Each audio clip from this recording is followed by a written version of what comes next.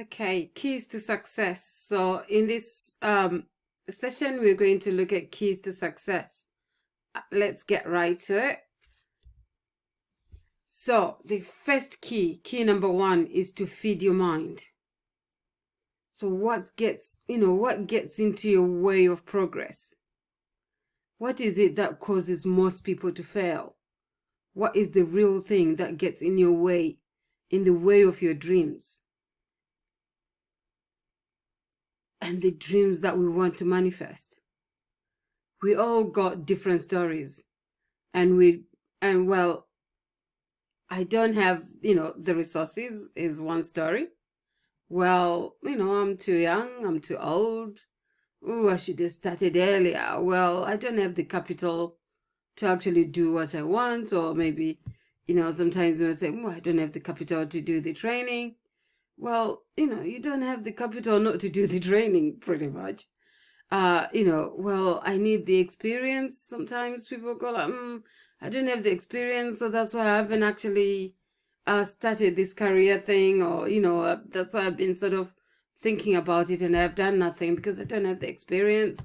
Some people say, I don't know anyone. I think that one is more like at home where, to get a job, you had to know someone.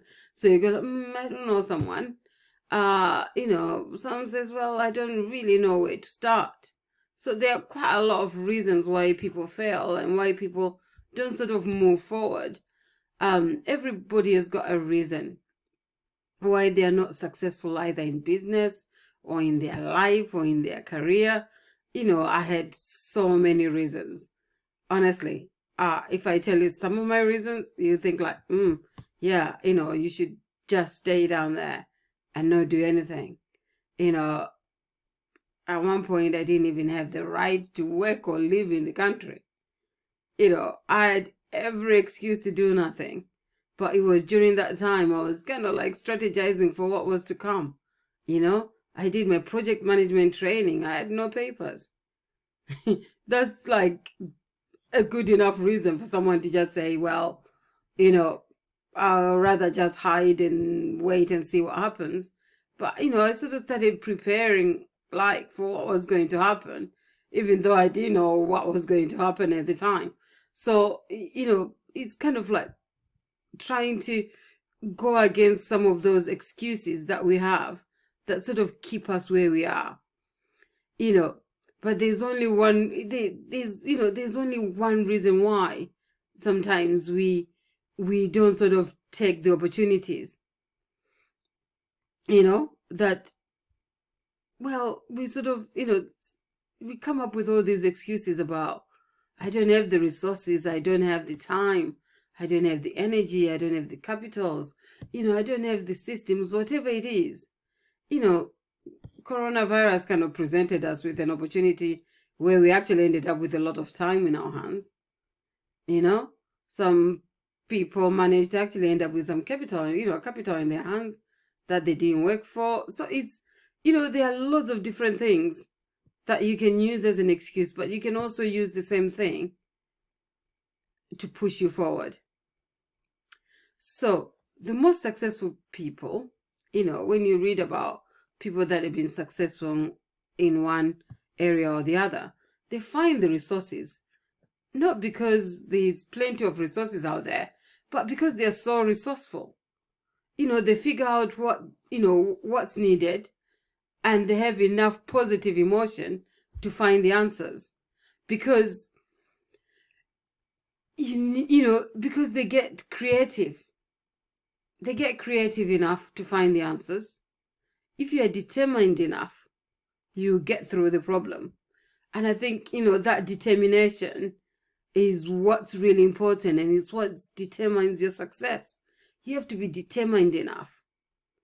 I managed to successfully launch my career by being resourceful. I was doing my supply teaching, my education, consultancy at the time. When I then sort of said, well, I've had this Prince 2 certification for a long time now, and, now I have the papers. Now I can try to do this. I can sort of get this going. And, yeah, I was kind of feeling a bit comfortable. I was doing all this education consultancy, but, I kind of felt there was something else I wanted to do. There was this dream job that I started, preparing myself for when, at the time when I didn't have any papers to actually work, but now I can. So what am I doing? So that sort of like really, really pushed me at the time to sort of say, well, I've got to start something. But it wasn't easy at all. I joined Career Insights, and I think some people might, know Career Insights. Some people might have been through Career Insights. It wasn't a plateau, it wasn't like the work experience I was after was on a platter of gold. You know, there are loads of people within the system. At the time while I was there, I think there were well over 1,000 people that are trying to get this same career, same work experience. There are 6 or 7 projects going. Not everybody will get a role. So I had to push and force myself in to actually do anything or get anything going. KG used to run his meetings. You used to have these board meetings between 1 and 2. And, at that time, sometimes you at work. Sometimes it would fall during the lunch hour. So during the lunch hour, instead of going out to get some food, I had to sort of sit down in the classroom and, with the students having gone out for lunch, I'll sit down and start listening into the board meeting and taking my notes. And then if and sometimes the meetings would sort of stretch from 1 to 4. So it meant that, well, my students are coming back. So I have to stop I had to stop the meeting and, try to find a way of recording it or get someone else. Like I had my friend Ola at the time, she'd record or listen to some of it and write notes for me. And, sometimes like I'll try to log back into the meeting after work, finish school at 3:30 and the meeting is still going. So I'll be listening to the meeting on my way home. It wasn't like really easy, to get the work experience. Well, KG had to do his board meetings when he had time. So it wasn't going to be according to my own schedule, something that was comfortable. It wasn't comfortable at all. He was so distracting, and I had to do all these things.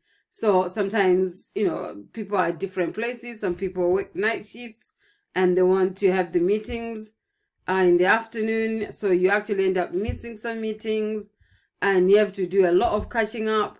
It wasn't easy at all, And like I said, it was so hard to even get on a project. To get a role on a project was hard. So I had to find a way, right? I'd paid 650 and I wasn't going to let my money go on a slide.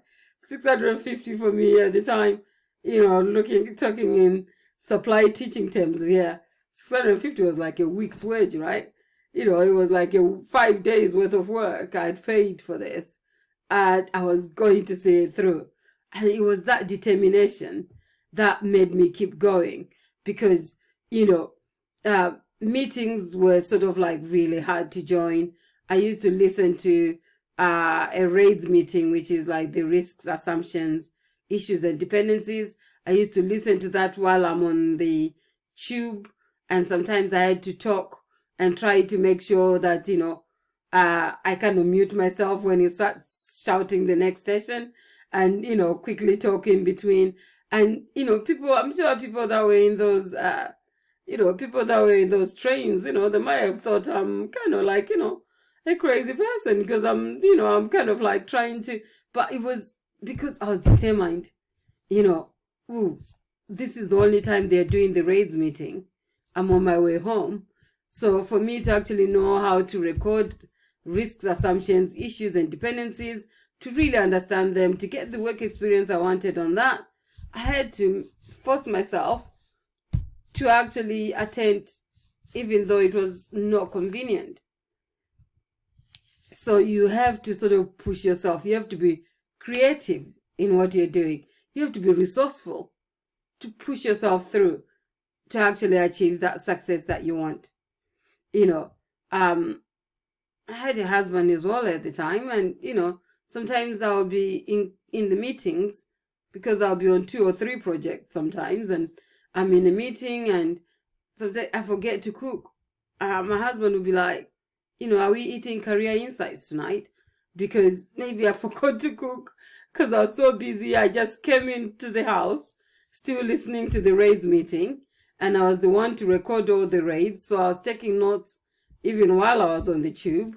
And then by the time I get home, I'm logging onto the computer to update the raids log, and changing the version control, sending it to the project manager. And by the time I finish doing that, there's another meeting starting at 6. That meeting might not finish until 8. I might have another meeting at 9. And I was going to bed late, but I was determined because I had a goal. I knew where I wanted to go. So that's really important. For you to be successful, you have to be resourceful. You have to be creative. You have to be determined to get to where you want to go. So if you are determined enough, you get through the problem. So the ultimate resources are, resources for a human are our human emotion. But there's one emotion that's the only reason why people fail. And that emotion is an F word. It's the fear word. The false evidence appearing real. So we sort of like focus on the fear sometimes because it's a human emotion. It actually exists. You can never really overcome fear. I don't know, maybe some people have, but for me, it's kind of like, you might overcome this type of fear, but tomorrow something else comes up, and it might bring another version of fear that comes up. When Tony Robbins was sort of doing some of the teaching for us, he was kind of saying that, when he's kind of doing a presentation to a whole stadium of people, he still gets afraid. He still gets the fear. But now he knows how to manage that fear. So I want to tell you that there are some simple things that you can do to get through fear. Because if you get through the fear, you are just, if you do not get through the fear, you're just going to make excuses. You're going to come up with stories. Even if you're successful, you'll still get fearful. The strongest people on earth have a place where they feel fearful. You find someone being a pilot, being able to fly a plane, but when it comes to something like bungee jumping, they might be afraid of that because they've never done that, or maybe standing in front of a crowd, that's not their thing at all, but they fly a plane quite well. So it's, the strongest people do have fear. So being fearful is not a bad thing, but it's a human condition because we all have a brain, and our brain is not designed to make us happy. It's designed to make us survive. So anything that sort of challenges that, kind of like, our brain is really trying to protect us, to make us survive, really. So it's kind of like a normal thing. It's a normal emotion, but how do you manage that fear? I think it's kind of like a critical thing that you need to know. How do I manage that fear so that even though I'm afraid of walking into this massive company and, going to work for this big organization, that I'll still do it anyway. You still do it, do it afraid. And that's what we call courage, isn't it? It's being able to face the fear and still do it anyway. So you're facing your fears and you're still doing it anyway. And so it's always, so fear is all, like our brain is always looking for what's wrong. It always casts, those images that make us feel like, afraid of doing things. And things about all the things you're worried, you're worried about, or things that you've been fearful about. How many times have you been worried about something or fearful about it for months, for weeks and days, and it never happened? Sometimes like you'll be so fearful and so afraid of something, but it never really happens. And we need to use those things sort of like help us to move forward, to say, well, if it happens, let it happen. But the truth of it, most times it never really happens, some of the things that we're afraid of. A simple system that Tony Robbins uses to break through fears, he kind of says that to break fear, it's not because you are smart or you are strong or courageous. And being courageous means that you're afraid, but you do it anyway. If there's no fear, there wouldn't be any courage. So you're afraid, but you do it anyway because you have the courage. You have the courage to do it anyway. Do it afraid. And you're feeling depressed and you're feeling frustrated. You're feeling overwhelmed, stressed, fearful. Whatever you have got to feed your mind. Every single day, you've got to feed and strengthen your mind. You can't hope that a good idea is going to interrupt you. Good ideas don't interrupt you. They have to be pursued. So you have to pursue good ideas. You have to find them. They don't just come with you sitting down. If you're looking to change your career, it won't sort of come on a platter of gold. Without you having a CV, they're not going to look for you and offer you a user research role when you don't have the CV that says that. So great ideas, they don't interrupt you. You've got to pursue them. And I know that you know that. That is why you're here. That is why you're taking this course, to help you sort of pursue that dream career that you want to have. You come to this because you are one of those people who are looking for answers. You're one of those people that are looking to self-educate themselves. But it's one thing to do it once in a while, and it's another to do it as a system for the rest of your life. Because habits are what creates us. It's not what you do once in a while that matters. It's what you do every day. That's what shapes your character. That is what shapes you, your psychology, your thinking. It's all shaped by what you do every day. So whatever you do every day becomes your habits. And those habits shape your life. They shape your character. They shape your psychology. What if in life you don't, you don't protect your mind? If you don't protect your mind, what can happen? All sorts of things can sort of go into your mind because you're not protecting your mind.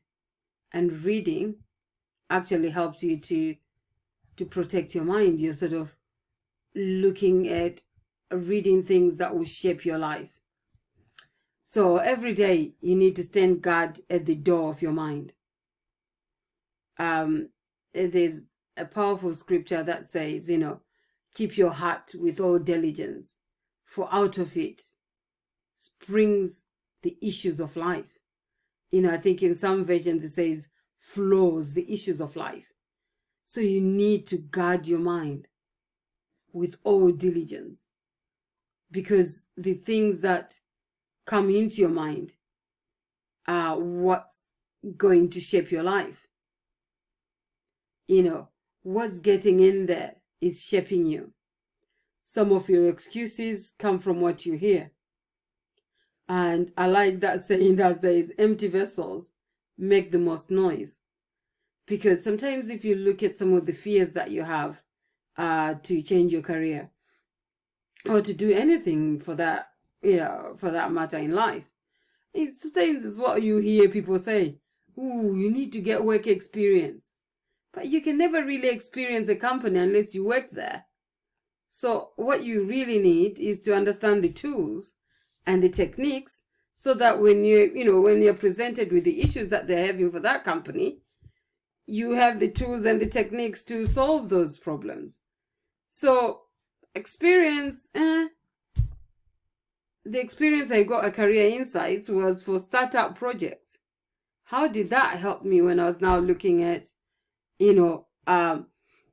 Department for Education, looking at policies and stuff? I never got that experience anyway. Nobody gave me that experience. I experienced it when I got the job. So some of the things that are actually blocking us from moving forward is what we hear, what people are saying. And sometimes people that say things the loudest are people that have not actually done it themselves. Or people that, trying to sell work experience. So I'm doing this course. So I'm kind of like, well, unless you get this, you can never make it. That's not true. You have a lot of work experience. You're not starting from scratch. You've got experience of where you were working already. You can take that experience and take it when you're going to your next job. I took my teaching experience, and that's what I started with, the Department for Education. So really, is who are you listening to? And has that person actually done the thing that you want to do? Because sometimes empty vessels, they make the most noise. And sometimes it's like, those people, they actually don't mean to be horrible. They don't mean to be, they don't mean any evil by it. But it actually affects you, and it affects, your thinking. It develops fear in you. You start being afraid of something because someone said one thing, and, we need to stand guard at the door of our mind. Find someone who has done it. Find someone who is in a job and let them help you through, So, yeah, be mindful. Don't just stand guard at the door of your mind. You need to be vigilant. You just don't stand guard. You need to sort of notice what's going in and who is delivering it. Because people who lack a positive intent, they can limit you from moving forward. So you don't just stand guard at the door, but you have to be noticing what's going in my mind. What is this person saying? Is it building me up, or is it kind of like taking me the other way? So you need to sort of look at, who is delivering this information. Have they done this before? I remember like one thing that really pained me. I was talking about apprenticeships and how they can help our children to leave university, to get their degrees and work experience at the same time. They don't end up with student debt, and they can actually move on and progress with their lives. And some of the parents I were talking to were children that were going to go to university. They started consulting, talking to other parents that had their children who went through university, and they had to work so many jobs for them to be able to pay for their, for their child to go to uni, and the child still ended up with a lot of debt, and they are not even working in the field that they started. And, so they were asking those people for advice. And guess what advice they were giving? Ooh, your child should go to uni. And sometimes it's like, okay, are they saying this because they really want to help you? Or are they just going like, well, my child has got student debt, why shouldn't yours get one? Sometimes it's like that sometimes, where you sort of think like, you need to really know who is telling you what and what's their intent. Sometimes it's innocent, but sometimes it can be malicious. You'll be like, well, I had to do this to get there, you have to do the same. But sometimes you don't have to.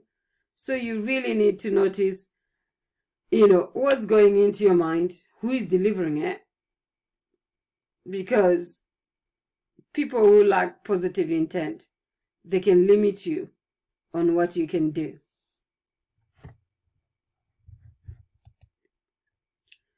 So one of the things that, Tony Robbins and Jim Rohn really go on about is about you developing a reading habit.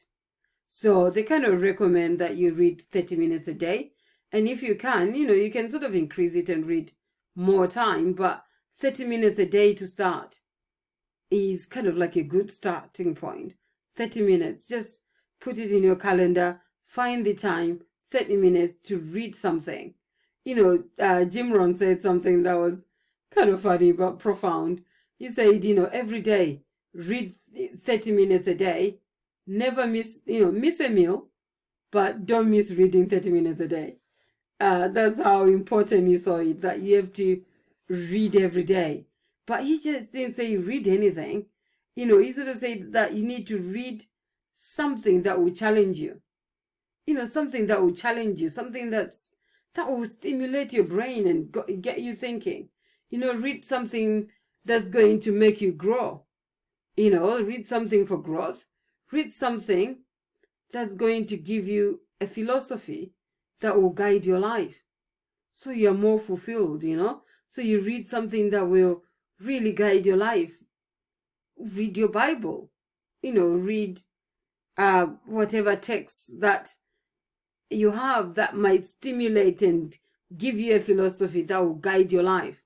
Read something that can give you strategies that make you successful. Read something that, that has got a good strategy that will make you successful. That 30 minutes is not just for reading Mills on Boom or some romantic novel. It's about growth. So that 30 minutes is for growth. You can have some other time to read other things. It's not bad to read other books, but for growth, you need that 30 minutes every single day to just stimulate your mind. Read books like Think and Grow Rich, Rich Dad Poor Dad. Those books. I remember reading Rich Dad Poor Dad one day, and it was so profound. I had to find somewhere to stop my car and really think about what I was listening to. And sometimes I had to, I was listening to it on audio. I had to sort of kind of stop the play, because I wanted to just ponder and think on what I'd heard. It's just some of those things that, kind of, it really challenged me. And I'm sort of trying to think of what it was. It was something about, do not think, about changing the way you think about money. That it's not that you can't afford it, but you need to look at, how can I afford it? So, what's the difference between that? That if you say I can't afford something, you stop thinking, because, I can't do it. Yeah. Other people can, but I can't. But, that state of mind stops you thinking, because you're saying I can't. But if you're saying, ooh, I can do it, how do I do it? How can I save an extra £1,000 every month? Then if I start thinking, how can I do it? Then now I'm looking for solution, aren't I? I'm now looking, I'm now thinking more of like, okay, if I make my lunches on Sunday, then during the week I don't have to, to buy lunch for work. I'll just carry my own prepared lunches, and, buying bread and everything to prepare sandwiches might cost me £3 for the entire week, but just buying a sandwich at work might cost me £5 for just one day. So it means that I can save money by saving this amount, by saving £20 a week. Within a month, that's already, £20 a week, a month, that's about £20. That's about £80 or £100, depending on how long that month is. So you're sort of looking at, how can I do it? Ooh, what if I take a side hustle? I take a side job where I can earn some extra money. You're thinking of, how can I do it? You want to buy a house. Have you worked out roughly how much do you actually need? So once you know how much you need, you can now start strategizing and looking at, how can I afford it? So that's me digressing there. But yeah, so you need to sort of protect your mind. You need to read every day. Read something that will challenge you. Read something that will give you a strategy to be successful. So, according to Tony Robbins, if you look at a person's income, you will not ever be too, it will not exceed their personal development. That's what he sort of found out from his studies and everything else. And I found that to be true as well. In most cases, that if you're not actually developing yourself and looking at ways of doing things better, adding value, delivering more value to the marketplace, so you're more valuable, your income will not actually exceed your personal development. It's like, if you're going to build a business where you are marketing to superior people, if you feel inferior in your own growth, you won't be able to sort of, get anywhere because you're feeling inferior. You have to be able to go and stand and market yourself and say, yes, I'm a business analyst. This is what I can do. And because you have to feel, you have to develop yourself so that you can actually be able to stand in those places. You have to stand and do presentations sometimes. And sometimes you're sort of talking to ministers and all sorts. People that kind of feel superior to you. But if you don't actually develop yourself, you won't have the stamina, pretty much. You won't have the guts to kind of like say, well, I know what I'm talking about, and I'm going to stand and say exactly what, what I've got. Because sometimes you get challenged and you can get knocked down. It can be brutal, trust me. I remember doing one presentation and I had like really pretty old civil servants, and they were sort of like, people that kind of say, well, they've been there for 45 years.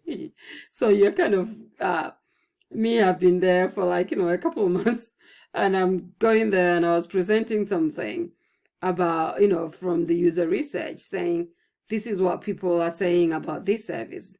Say, no, we know our customers, we know our users. But like, well, yeah, you think you know them, but this is what's really going on.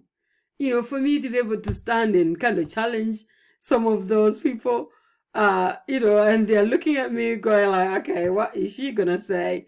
We know our customers, but being able to sort of show them clips of people actually struggling with the site. Some people almost in tears because of the way the service was working.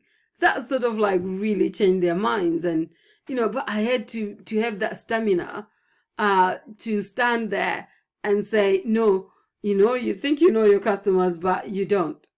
Because this is what's really happening. This is how people are feeling.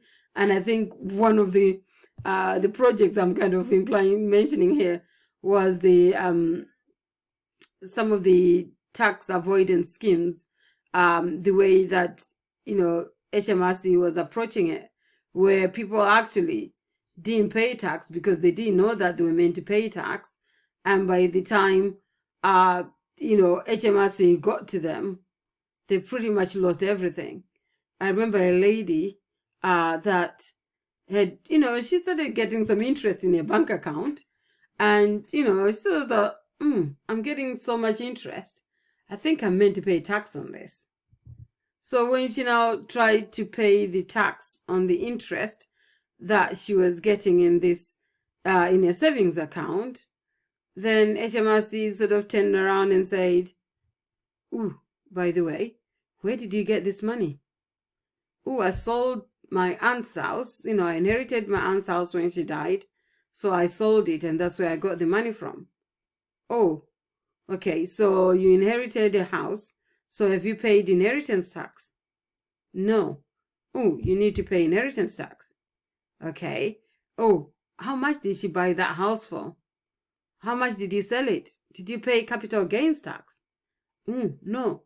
Okay, you need to pay capital gains tax. By the time all the taxes were laid out, she didn't have that much left anyway.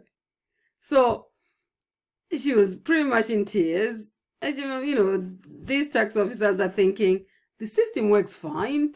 People are, once we catch them, they were using words like, we throttle them. We shake them upside down to get every penny out of them because they were evading tax. But some of these people didn't actually know they were meant to pay tax. And the way that we present the information is not clear enough for people to know what they're meant to pay and what they're not meant to pay. So we can't penalize people for something that we didn't really make clear in the first place. So it sort of took quite a bit of, convincing and being able to stand.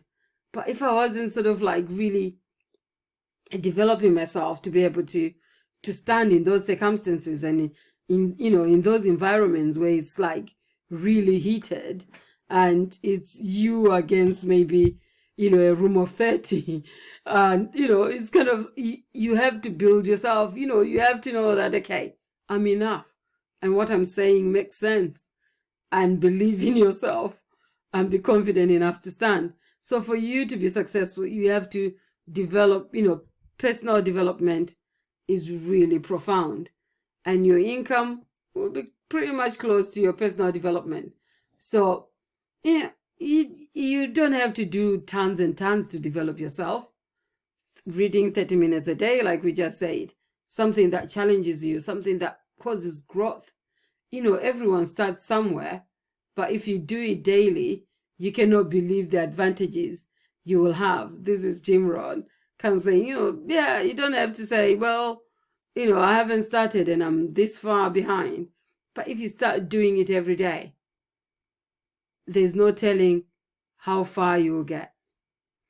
To know the power of reading, if you look at somebody like Bill Gates or someone like Warren Buffett, apparently Warren Buffett actually claims that he reads 2 hours every single day. He's now in his 80s and he has been doing this for decades and decades. He has been reading, and he sort of says his knowledge base has been developed by his reading. So I think he kind of said that, in one interview, that his knowledge base, his skills and ability, and all the things that he has done, all the many things that he has done, has been due to him reading and getting information from all the reading that he has been doing. So if one of the wealthiest men in the world are reading and having a good time, I think it's really key for us as well to follow in those footsteps and start reading. These days you can listen to audiobooks. I like this thing, where Tony Robbins sort of say, you can use your net time. And I was thinking, what's net time? No extra time. So no extra time means that, while you're driving, you can be listening to a book. When I'm feeling a bit low, or if I'm feeling like I'm not making too much progress, I always listen to Jim Rohn. There's one recording, one audio CD I have in my car, The Day That Turned My Life Around. And it's such a powerful audio, because he sort of talks about the day that turned his life around, that he was about 25. And he had a family, he had a child and a wife and a house. And, a Girl Scout came to him and, selling cookies for £1 or something, or $1 or something like that. And, he had to tell the Girl Scouts that, I've got loads of cookies already. I don't need to buy any more. And the girl kind of stood there and said, show me. And he had to send the girl away because he couldn't actually afford the cookie. And he kind of said that was the day that turned his life around. When he got to a point where he couldn't afford a cookie and he had to lie to a little girl selling cookies. And that was the day that turned his life around. So, yeah, listening to books, personally developing yourself is really powerful. And, if the most wealthiest people in the world are doing it and they are claiming that their skill and knowledge comes from it, it's something that we need to do. And also, I'd recommend reading things like autobiographies, because, sometimes you kind of feel like my life is so painful. And, you start feeling your pity pot, like having a pity party going like, oh, things are so hard for me. I don't have papers. I came to the UK and I don't know anybody. I don't even have a relative here. I'm just, there's, nobody to help me. So you start feeling like really sorry for yourself, and you can really have a nice pity party. But if you read some of the autobiographies and see and see like some of the things that brilliant men and women in the world have gone through, you will definitely change your mind. You change your mind and you actually see that, well, I think I'm okay. I think I'm okay. When you actually see some of the things that, people have gone through, you change your perspective. So your past doesn't equal your future. My biography is not my destiny. So you need to, be reading some of these things, see what other people have gone through. You stop feeling sorry for yourself and push yourself out there to achieve the results that you need and to be successful in every area of your life. So number 2, key to being successful, is something that I'm working on. So you have got to feed your body every day. So feeding your body is really important. So you have to develop your body. So we spoke about feeding the mind by reading a book every day, 30 minutes every day. But you also have to feed your body, feeding your body is really crucial and is one of the key things. So you feed your mind, you also feed your body. You don't have to kind of labor hard and be at the gym every single day, but you have to do something, some form of exercise every day. It can be 5 minutes. I love my 7-minute work, exercises, and I'm kind of working on it. I'm a work in progress on feeding my body. I think it's something I neglected for a while, and really it's something that we need to work on every day. So you feed your mind, but you also feed your body. Okay? So by developing so what makes us superior in the marketplace? So what makes us superior in the marketplace is us constantly growing, us constantly developing ourselves. You are in that job and you're sort of thinking of like, okay, what else can I do? How can I develop myself? Finding a way that you can add more value in what you're doing. I was a BA, but when they needed cover for the delivery manager, I did that. When they needed someone to cover for testing, I did the testing. When they needed someone to cover for user research, I did the work. I was adding more value. But, at the same time, I was actually adding value to myself. So by the time I was now looking for work as a user researcher, I'd done it 3 times. So really, constantly growing, finding a way to add value, being more valuable is really what makes us superior and what qualifies us to earn more money in the marketplace. I like what Jim Rohn said, that we are all equal as spirits and souls, but we are not equal in the marketplace. So what makes us not equal in the marketplace is us adding value, adding more value to ourselves, and constantly growing. Don't just get into that job and just sit down. Ooh, I'm okay. No, constantly grow, constantly improve on yourself. And that's what will make you superior in the marketplace. And when they're looking for people that are going to lose their job next, definitely won't be you, because you have developed yourself. You have become more valuable to that company and to that organization. So the second thing that we need to work on is to develop the habit of feeding your body. And we spoke about feeding your mind. So if you feed your body and you feed your mind, you can do almost anything. I like what Tony Robbins said in one of the trainings that he was doing with us. He sort of says that one of the reasons I have these abilities and these skills, I built this Tony Robbins guy. He is me, but I built him by conditioning him to be his best, with my brain being conditioned, my body being conditioned. So he had to make a conscious effort to condition his body, to condition his mind. And I think, that's really profound, that you develop yourself. The person that you become, is who you have conditioned yourself to be. You condition yourself to be the person that you want to be. So for you to be successful, there's a lot of conditioning that is required,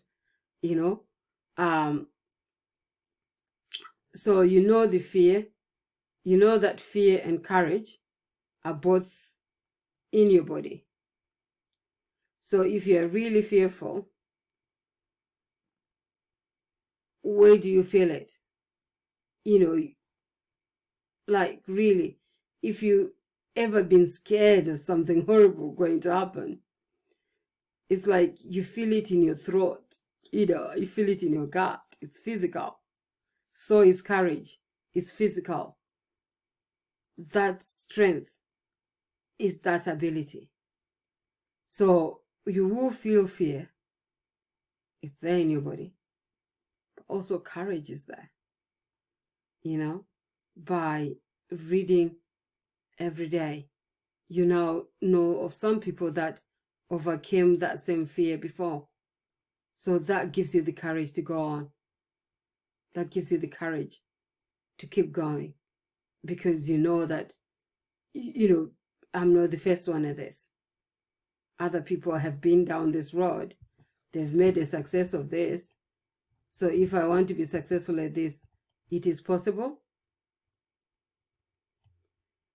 So it doesn't have to be 2 hours that you're exercising. It can be 3 to 5 minutes. But you need something to snap yourself into a strong physical state. I'm working on it. I'm a work in progress. So can you be as well. So you can start working on it every day. Small, but constant. And it's the consistency that will actually get us there. So I encourage you to do at least 3 days a week where you really build your physical strength. So if you feed your mind every day, just 30 minutes, and I'm sure everybody can find 30 minutes somewhere, you can do it. If we take care of our body and we strengthen it, we are going to have momentum. So let's actually shape and consciously condition ourselves to become what we really want ourselves to be.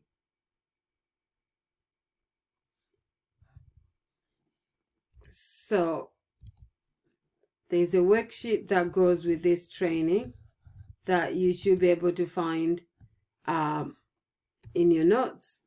And on that worksheet, you have got some of these questions I'm going to go through.